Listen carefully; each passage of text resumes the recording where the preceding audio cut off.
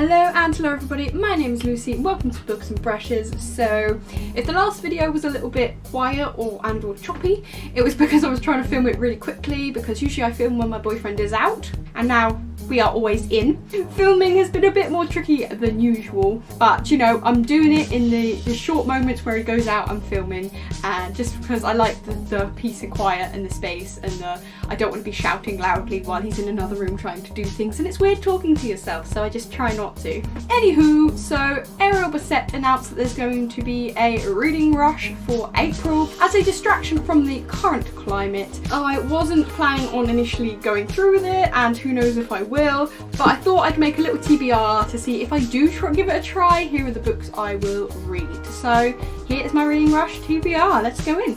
Now, for the prompts, there were two different prompt lists. And, you know, controversy, do you take prompt list 1, prompt list 2, whatever. I kind of preferred prompt list 1. I think prompt list 2 is a bit wishy-washy. It's kind of like, read a book that makes you smile, which is all books to me. So what I'm planning on doing is I'm going to do like a little mix match of I'm just going to do 4 prompts, guys, and whether from prompt list 1 or prompt list 2, doesn't really matter. I'm going to try and pick 4 books.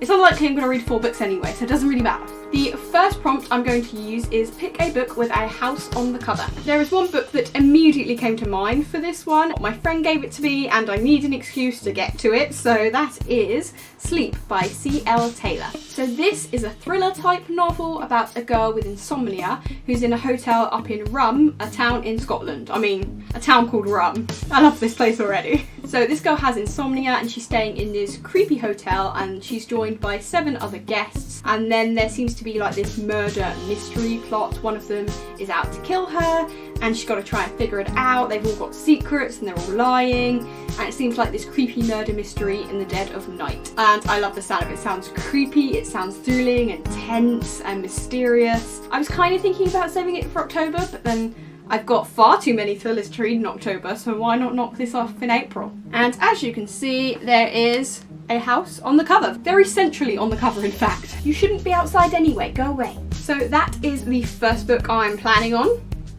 I don't know if I'll get to any of these. The second prompt I'm going to follow is read a book about quarantine or isolation or something. The actual prompt list from the old list is gone, so I'm kind of doing it from my memory. I remember it's something to do with quarantine and isolation, and that's the prompt that a lot of people had an issue with because they wanted to distract themselves, and that's fine if that's you, but I want to read those kind of books, so I'm going to go for that original list. And the book I've chosen is one of the books that I mentioned in my quarantine set list of books, because obviously. And the book I chose is Outside by Sarah Ann Jukes. Now this book I read before and loved it, so it will be a reread. This is about a girl who has never been outside, and I don't want to say any more because it will kind of ruin the mystery of the beginning, like why she hasn't been outside and the discovery process of that. Just know that it's sinister and it's wholesome at the same time, and it's a beautiful, well-written,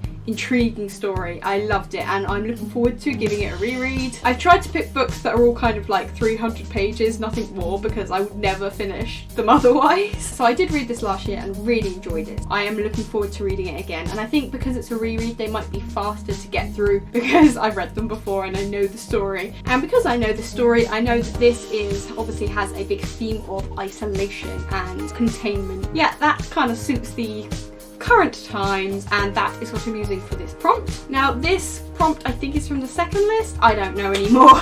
Read a book set in a place you wish you could go. Now I find this one so difficult because I read so many, you know, dystopian type novels. I don't want to live in Pan Am and, you know, be raped and be murdered. That's just not my thing. I like reading about it, don't want to live there, you know? And I've just read a bunch of books set in places that I would want to go, which is unfortunate. I've just read Dry, which is set in California. Love to go to California. That sounds like fun. So this one was very difficult to me, not only to pick a book that is in a place I'd want to go, but that isn't a massive book that would take me forever. But I have chosen Slay by Brittany Morris. I hauled this very recently, so you might know a little bit about it. I will link that and stuff if you want to see it, or you can just scroll back. It's only a couple of videos back. This story is about a girl who created an entire online game that's massive. There's like some kind of murder or gang related incident that happens inside the game and someone actually dies, and then there's this whole PR, oh, this game is terrible, and all the people inside the game are scared, and it's this big like kind of mystery of this girl trying to solve this murder and save her game from the outside and from the inside. And I know this isn't a technical place, but I'd love to go to like a virtual reality world or something. Oh, come on, this is probably set in America, where I don't live. America, there you go. Yeah, I haven't read this book yet and I want to, and this would be a perfect time. It is probably the longest book in this list, which doesn't worry me at all. With this clue with the go somewhere you'd want to go. The other books are set in like Scotland, so I'd love to go to Scotland. I mean, any of these books could technically count as places I'd want to go. I can be nice and fluid with the book I choose for this one. This is the prompt I would pick for that specifically. I was also toying between Ready Player One, because that's also like a big virtual reality world I'd love to visit, and that would be a reread, which would be quicker. I don't know if I would rather reread that book or read a new book. So yeah, if it's Ready Player One instead of that one, it's kind of interchangeable. And the fourth and final book, which is just read a book in the same place the whole time, which I could do with any of these books, but I picked a book in particular that's small and short so that I can read more books for the reading rush, because tactics. You can't do these things without tactics. And I chose Tales of the Peculiar by Ransom Riggs. It's a collection of short stories set in the Peculiardom. Also a place I'd like to visit, so there you are. This could work for multiple prompts, as a lot of these books could, but it's a short book. How many pages is it? I haven't even checked. It's less than 200 pages. It's a nice one that I could knock out, and it would be nice to revisit this world and read these short stories, just to have a break from the other big books I've been consuming. Also, I recommended the Peculiar series to my dad recently, so it'd be nice to kind of be in that vibe while I know he's reading the series, so that I can feel like we're almost reading it together, but not. So this is the quick book that I'm knocking out for that prompt. So these are the 4 books I picked for the prompt. Will I get to read all 4 of these in the 4 days that this is going on? So unlikely, but I did so much better in the reading rush last July than I expected, so who knows? I read like 10 books last July, which is insane.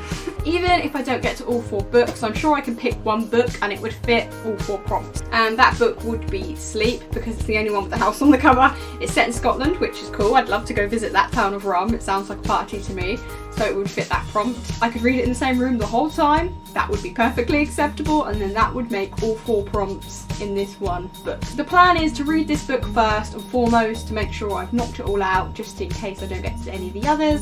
And then if I get a chance, I might read some of the others. There is also a chance I'll ignore these books completely and just listen to an audiobook or something to try and speed things along. I've got a few audiobooks saved up which I could read, which I could fit these prompts to. I don't know, am I going to have more time to read, or am I going to have more time to listen?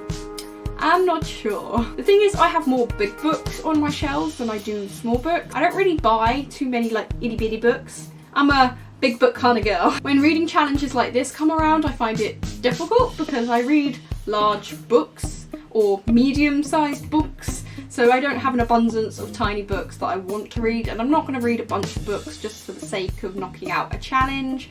I don't really see the point in that. Like, I could read The Peculiar Tales, I could read the Language of Thorns short collection, a children's novel I have on my shelf, and yay, I'd be done so quick. But that's not really what I want to do. I want to read books that I want to get to, not that I'm just trying to fit to this. We will see how I get done. Although there is a book written by Miranda Hart called The Girl Who Drank the Moon. No, The Girl Who Lost Her Smile, that's it. So I might read that because that's cute and it might be short and it might be fun. It might be, you know, something that makes you smile. I don't know, that's not even one of the prompts I'm doing. But still, that might be a nice read, and I actually do want to get to that. Will I keep up with these 4 books? Will I read 4 books at all? If you want to know how I'm doing for the reading rush, it will be all on my Instagram and my Twitter. I'm going to try and post about it over the days. So if you want to keep up to date with what I'm doing for that challenge, because I won't be able to knock out a video every day for that challenge. I really won't be able to do that. I managed to do a few for the reading rush last July, which was insane, but I don't think I'll be able to do it now because, like I said, boyfriend's constantly in the house. It's not going to happen. Go to my Instagram if you want to know what's up, and my Twitter, because I have like a fair few followers on YouTube and not nearly as many on Twitter or Instagram, so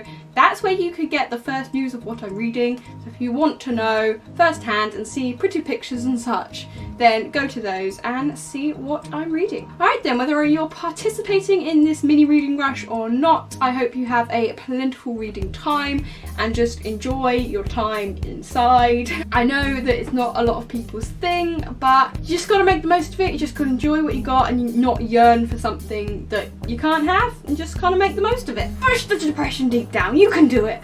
Thank you so much for watching this video, and I will see you all in my next one. Bye.